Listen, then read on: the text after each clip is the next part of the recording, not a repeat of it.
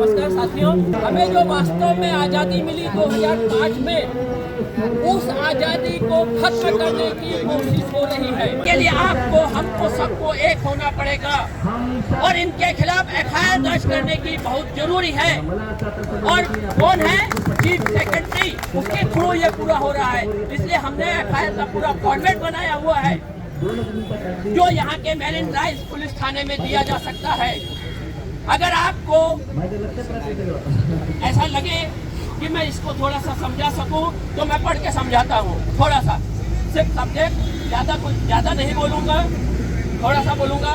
बोलने को तो बहुत कुछ है इन चीज़ों में, क्या क्या हो रहा है। सबसे बड़ी चीज़ तो एक चीज़ हम लोगों को समझने की ज़रूरत है। एक मजदूर ठेकेदार के यहाँ काम करता है, वो अपना पगार लेता है या जो भी मजदूरी लेता है, लेकिन अगर उसकी मजदूरी रोक लेता है ठेकेदार, तो क्या है? उस ठेकेदार के ऊपर आईपीसी के सेक्शन या बीएनएस के सेक्शन के तहत एक्शन बनता है।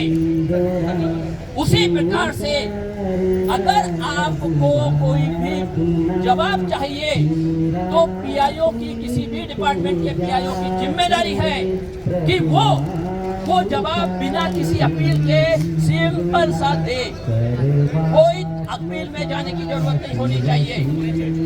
मगर पीआईओ नहीं दे रहा है, इन भ्रष्ट अधिकारियों को बचाने की कोशिश कर रहा है। तो जिस प्रकार मजदूर का हक छीना जाता है और उसके ऊपर एफआईआर होती है, वैसे ही पीआईओ के ऊपर भी एफआईआर होने का पूरा आपको हक है करने का। ये सब आपके कानून में ही लिखा है, सिर्फ आपको, हम सबको उसकी जानकारी होनी है, उसके हिसाब से हमें चलना है। यहाँ पर हालत ये है कि यहाँ के बॉम्बे हाई कोर्ट ने एक जजमेंट पास किया। उसने क्या बोला? इतने साल हो गए आज़ादी को, ये जो कॉसी जुडिशरी है, आईएएस ऑफिसर या जो भी इससे रिलेटेड लोग, जो लोग अपने घर में बैठ के या मिनिस्टर अपने घर में बैठ के फैसला कर लाते हैं और दे देते हैं अपने लोगों को, उसका कोई सिस्टम नहीं बना है। इसके लिए बॉम्बे हाई कोर्ट ने रूल्स बनाए, उसके लिए कॉसी जुडिशरी के लिए रूल्स बनाए। इसलिए कि मंत्री ने बोला कि नहीं, मैंने नहीं बोला था, और मंत्री के कहने पर दूसरे को अलॉट किया जा रहा है। इस चीज को जब बॉम्बे हाई कोर्ट ने देखा तो रूल्स के लिए उन्होंने कहा स्टेट को कि आप रूल्स बनाएं। तब सावित्रीबाई का जजमेंट सामने आया और उसमें कॉसी जुडिशरी के लिए रूल्स बने, लेकिन वो रूल्स ये फर्स्ट अपीलेट में कहीं भी फॉलो नहीं हो रहे। उसमें कहा गया रोजनामा बनाया जाए, वो कोई भी फॉलो नहीं हो रहा। वहाँ पर जहाँ भी आप फर्स्ट अपीलेट में जाते हैं, वहाँ वो अपनी मनमानी करते हैं। ये पूरा खेल यहाँ पर चल रहा है। ये सारी चीजें हैं। तो पहली बात, हमें यहाँ पर अमेंडमेंट के लिए आए हैं। अभी वो चीजें एक दूसरी है और उसके ऊपर हम लोग काम कर रहे हैं। और अभी जो यहाँ पर थाने कोर्ट में अपने जो डिस्ट्रिक्ट जज है, उनके सामने हमारा 4 तारीख को खुली कोर्ट में फर्स्ट अपील के मामले में जो कॉसी जुडिशरी को किस रूल से चलना है, उस रूल्स और रोजनामा के ऊपर बहस होने वाली है 4 तारीख को कोर्ट में, अपने थाने कोर्ट में।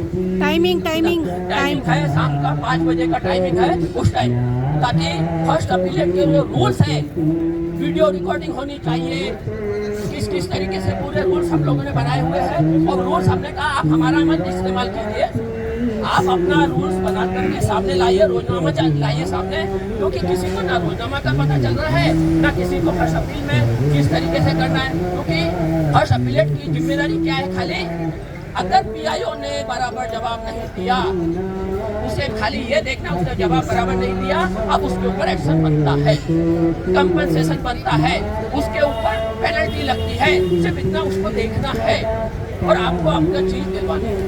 ये दोनों काम उसको करना है और कंप्लेंट अथॉरिटी को करना है कि भैया इन्होंने नहीं दिया था जवाब बराबर समय पे या वो चीज का, तो ताकि कंप्लेंट अथॉरिटी उसके ऊपर पेनल्टी लगाए, आपको कंपनसेशन ऐसे ये सारी चीजें हैं। तो वो फर्स्ट अपीलेट के रूल्स के लिए अभी मैं बताता हूँ कि ये लोगों के ऊपर कैसे एफआईआर बनती है। देखिए, महाराष्ट्र शासन सामान्य प्रशासन विभाग मंत्रालय मुंबई के प्रधान सचिव डॉक्टर अतुल पाटने के विरुद्ध भारतीय न्याय संहिता 2003 की धाराएं 198 199, 201 तथा अन्य संबंधित धाराओं के अंतर्गत एफआईआर दर्ज करने की शिकायत है। ये कहाँ पर मेरिन ड्राइव पुलिस स्टेशन के सीनियर को देनी है, तो हम लोग सब जगह से भिजवा रहे हैं, हमारे लोग काफी भेजेंगे। अगर आप लोगों को पसंद आएगा, मेरे पास कुछ कॉपी है, जेरोक्स करके इसमें नाम एड्रेस करके आप लोग इनको दे सकते हैं, समझ में आए उस हिसाब से। इसमें देखिए कैसे इन्होंने हमारा यानी अपराध किया है, उसको समझने की जरूरत है। देखिए शिकायत को मैं थोड़ा सा इसमें शॉर्ट उसमें बताता हूँ, शॉर्ट में ज़्यादा नहीं बोलूँगा, नहीं तो सर आपण व्हॉट्सअपवर कॉपी सर्क्युलेट केलं तरी चालेल, डिस्क्रिप्शन पे हम सर्कुलेट कर देंगे पूरी कॉपी इसकी, और जेरोक्स भी अगर कोई अभी देना चाहेगा तो हमारे पास कॉपी है, उसका जेरोक्स करके आप लोग कर सकते हैं। इसमें देखिए क्या लिखा है, यह शिकायत उन अवैध नियमों के विरुद्ध दायर की जा रही है जिन्हें यह जानते हुए बनाया गया कि वे सूचना का अधिकार अधिनियम 2005 के मूल सिद्धांतों, उद्देश्य और आत्मा के विपरीत है। जो हमारा मूल सिद्धांत है 2005 का आरटीआई का, उसके विपरीत है। अवैध जो उन्होंने किया उसके नियमों के विरुद्ध हम ये शिकायत कर रहे हैं। शिकायतकर्ता भारत का एक जागरूक नागरिक एवं कानून का पालन करने वाला नागरिक है, जो शासन प्रशासन में पारदर्शिता, जवाबदेही तथा सुशासन सुनिश्चित करने के उद्देश्य से सूचना का अधिकार अधिनियम 2005 के अंतर्गत समय समय पर सूचना आवेदन, प्रथम अपील एवं अन्य वैधानिक अपने उपायों का उपयोग करता है ना, ये हम लोग करते हैं हर कोई। तो उस हिसाब से हम लोग ये शिकायत कर रहे हैं। मतलब आपका लोकल सिक्योरिटी क्या है, तो आप एक जागरूक नागरिक है जो आरटीआई का इस्तेमाल करके अपना जो चीजें हैं उसको करते हैं, उससे रिलेटेड। आरोपी डॉक्टर अकुल पाटने एक IAS वरिष्ठ अधिकारी है तथा महाराष्ट्र शासन के सामान्य प्रशासन विभाग में प्रधान सचिव के पद पर कार्यरत है। आरोपी ने दिनांक 12 जून 2026 को की राजपत्र अधिसूचना क्रमांक जो इसका नंबर है पर हस्ताक्षर कर महाराष्ट्र सूचना का अधिकार नियम 2026 प्रकाशित एवं लागू कराए। उक्त अधिसूचना महाराष्ट्र शासन के असाधारण राजपत्र में प्रकाशित की गई, जिसकी प्रति इस शिकायत के साथ मैंने तो वो ऑलरेडी है। संवैधानिक व एवं वैधानिक आधार, इसके आधार क्या है? संवैधानिक सूचना का अधिकार अधिनियम 2005 कोई सामान्य प्रशासनिक कानून नहीं है। यह संविधान के अनुच्छेद 19(1)(a) में निहित नागरिकों के अभिव्यक्ति एवं सूचना के मौलिक अधिकार से जुड़ा हुआ परिवर्तनकारी कानून है। इसका उद्देश्य नागरिकों, विशेषकर गरीब, कमजोर और वंचित वर्गों को शासन की जानकारी उपलब्ध कराना, भ्रष्टाचार को चुनौती देना और शासन को जवाबदेह बनाना है। मतलब ये कानून कोई साधारण कानून नहीं है, इसका बेनिफिट हम सबको, आम जनता को सबको मिलना है। इसके प्रति हम सरकार को जवाबदेही बना सकते हैं इस चीज की, इस कानून का इस्तेमाल करके। सर्वोच्च न्यायालय ने union of India association of democratic reforms 2002 में माना है कि सूचना पाने का अधिकार अनुच्छेद 19(1)(a) के अंतर्गत मौलिक अधिकार है। इसी प्रकार आदित्य बंदोपाध्याय का ये एक मामला और है, जिसमें कहा गया है कि आरटीआई एक्ट की व्याख्या पारदर्शिता और नागरिक सशक्तिकरण को बढ़ावा देने वाली होनी चाहिए। तो ये है काफी बड़ा है, इसमें बहुत अच्छे से लिखा हुआ है, एक एक चीज को एक्सप्लेन किया हुआ है। मैं आप लोगों का समय ज़्यादा नहीं लेना चाहूँगा।